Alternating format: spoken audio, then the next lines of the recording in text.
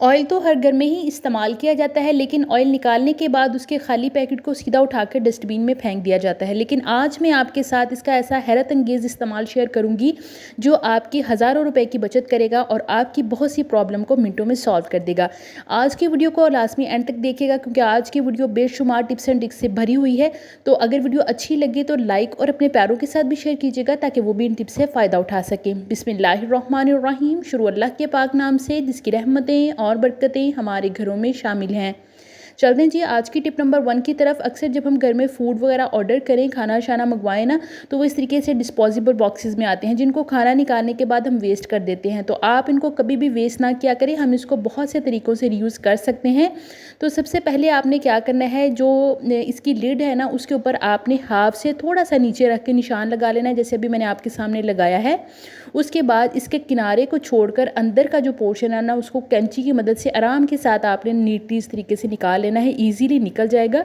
Cutting करते वक्त आपने लिड की बैक वाली साइड से कटिंग करना, उससे कटिंग में आसानी होगी। तो अब मुझे यहाँ पर लग रहा था कि मैंने कुछ ज़्यादा ही नीचे की तरफ छोड़ दिया इसको, तो थोड़ा सा मज़ीद मैं कट लगाने के बाद इसका कुछ हिस्सा अंदर से दोबारा से रिमूव कर लूँगी। और ये लिड हमने इसी तरीके से चाहिए, इसको हमने रेडी कर लिया है। उसके बाद जो ऊपर का पोर्शन हमने छोड़ा है, कवर जिसका हमने अंदर से नहीं निकाला, उसके साइज़ के अकॉर्डिंग जो इसका नीचे का हिस्सा है ना, उसको हम निशान लगाकर कट कर लेंगे। उसके लिए बेस्ट तरीका ये है कि अच्छे तरीके से पहले आप इस लिड को इसके ऊपर फिक्स कर लें। उसके बाद यहाँ पर आप एक निशान लगा लें, ताकि आपको जो है ना काटने में आसानी हो, कटिंग करने में, और जो है ना ये बड़ा छोटा ना हो और बार बार आपको इसकी कटिंग भी ना करनी पड़े।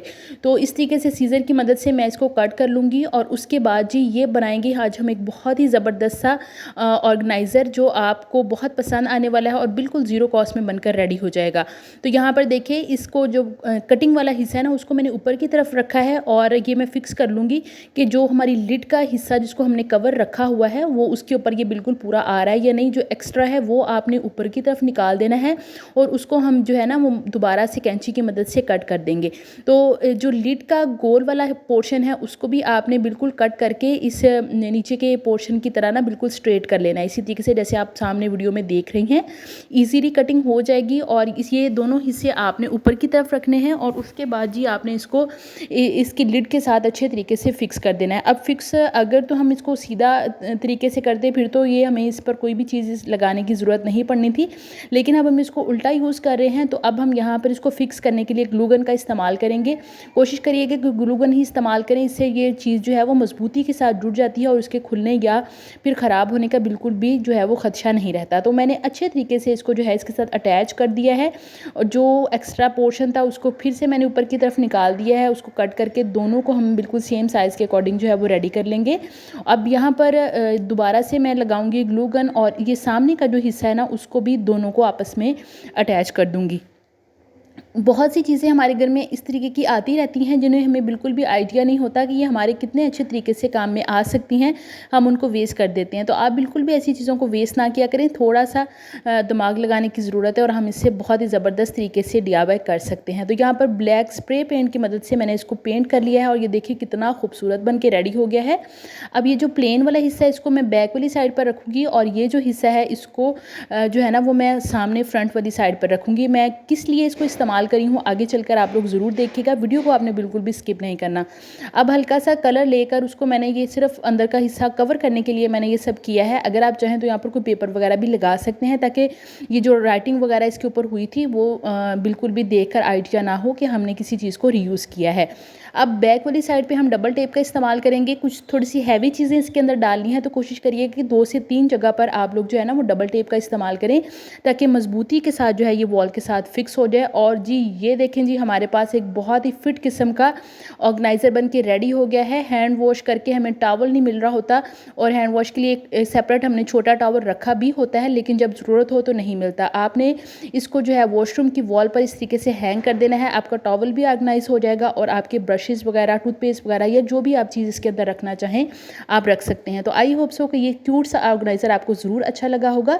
अगर अच्छा लगा है तो फिर जल्दी से वीडियो को लाइक कर दें। चलते हैं जी आज की टिप नंबर 2 की तरफ, जो समर्स के हवाले से बहुत ही बेहतरीन होने वाली है। आपने क्या करना है, अक्सर डिश वॉश लिक्विड जब हम लेकर आते हैं तो उनकी जो बॉटल्स होती हैं उनको मैं अच्छे तरीके से वॉश करके रीयूज़ कर लेती हूँ। तो उसमें मैंने 1 गिलास के करीब पानी ले लिया है, और हमें चाहिए जी वाइट विनीगर। सफ़ेद सिरका जो हम खानों में इस्तेमाल करते हैं। इसके अलावा हमें कोई भी और चीज़ जो है वो यहाँ पर रिक्वायर्ड नहीं है। 3 से 4 चम्मच आपने 1 गिलास पानी के अंदर अच्छे तरीके से मिक्स कर लेना है। उसके बाद आपने इसको बंद करके अच्छे से शेक कर लेना है और ये एक बहुत ही ज़बरदस्त और पावरफुल सी चीज़ बन के रेडी हो गई है।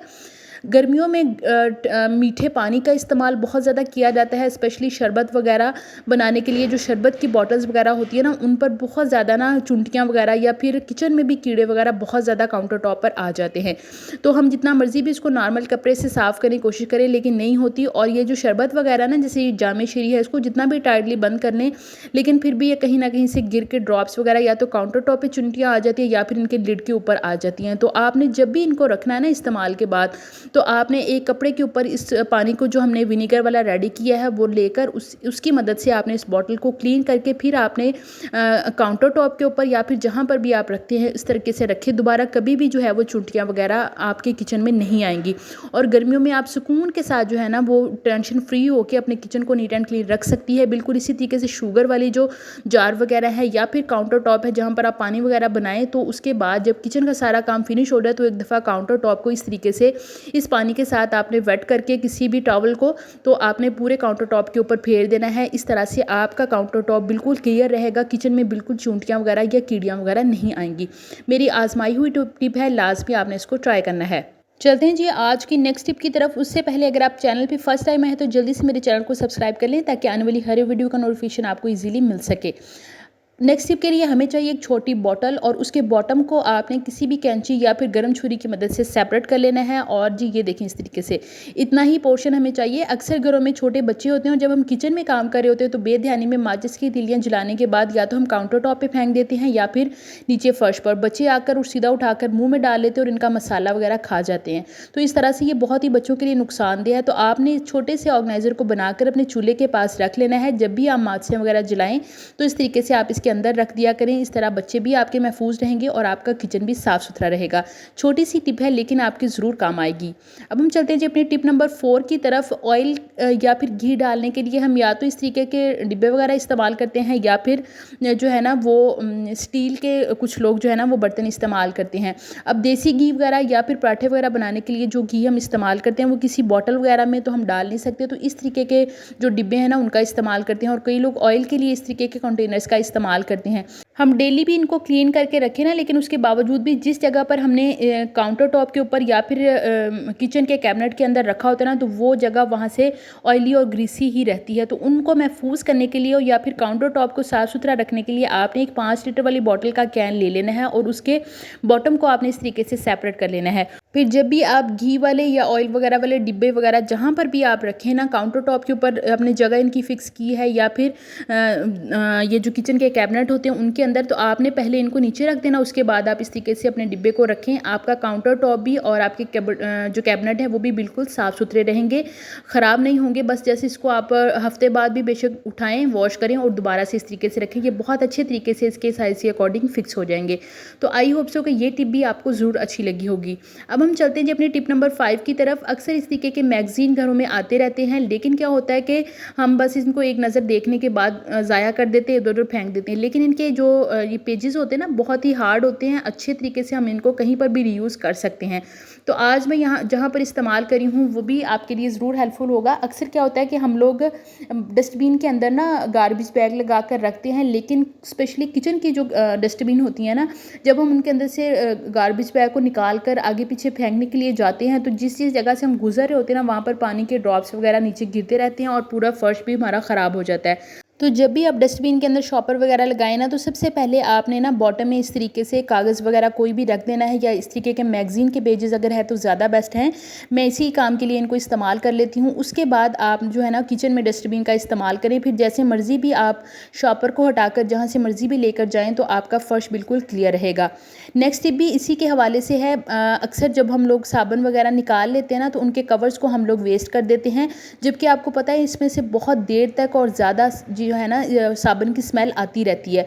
तो आपने आज के बाद इनको दोबारा कभी भी वेस्ट नहीं करना। रूम में आपने जो भी डस्टबिन इस्तेमाल करनी है ना, वो जब हम ज़्यादा टाइम के लिए क्या, पूरा दिन जब हम उसको रखते हैं ना डस्टबिन को कमरे के अंदर, कभी हम नहीं भी वेस्ट कर सकते, तो फिर क्या होता है कि रूम से स्मेल आने लग जाती है। स्पेशली जो छोटे बच्चे हैं उनके पैम्पर वगैरह अगर डस्टबिन में फेंक दे, तो आप डस्टबिन में इस तरीके से एक जो साबुन का रैपर है ना वो डाल दिया करें, तो डस्टबिन के अंदर से कभी भी स्मेल नहीं आएगी। चलते हैं जी आज की नेक्स्ट टिप की तरफ। उसके लिए हमें सबसे पहले यहाँ पर चाहिए एक ऑयल का खाली पैकेट। ऑयल निकालने के बाद हम इस पैकेट को ज़ाया कर देते हैं, लेकिन आज मैं आपके साथ इसका एक बहुत ही ज़बरदस्त इस्तेमाल शेयर करने वाली हूँ। उसके बाद आपने कभी भी इसको जो है वो वेस्ट नहीं करना।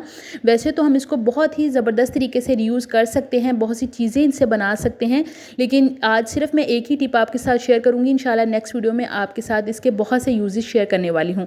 तो आज के लिए क्या है कि अक्सर क्या होता है, टब बाल्टियाँ वगैरह या फिर मग जो हम नहाने के लिए इस्तेमाल करते हैं वो हाथ से गिरने की वजह से टूट जाते हैं। इतने महंगे आते हैं, आजकल महंगाई का दौर है, तो उनसे बचने के लिए कि किस तरीके से हम इसको जो है वो वेस्ट होने से बचा सकते हैं, किस तरीके से हम इनको घर पे रिपेयर कर सकते हैं। मेरे पास कोई टब बाल्टी तो नहीं था टूटा हुआ, लेकिन मैं इस डिब्बे को आपके सामने जो है ना वो बिल्कुल न्यू की तरह करके दिखाऊंगी, ताकि आपकी चीज़ें वेस्ट ना हो और आप इनको दोबारा से रीयूज़ कर सकें।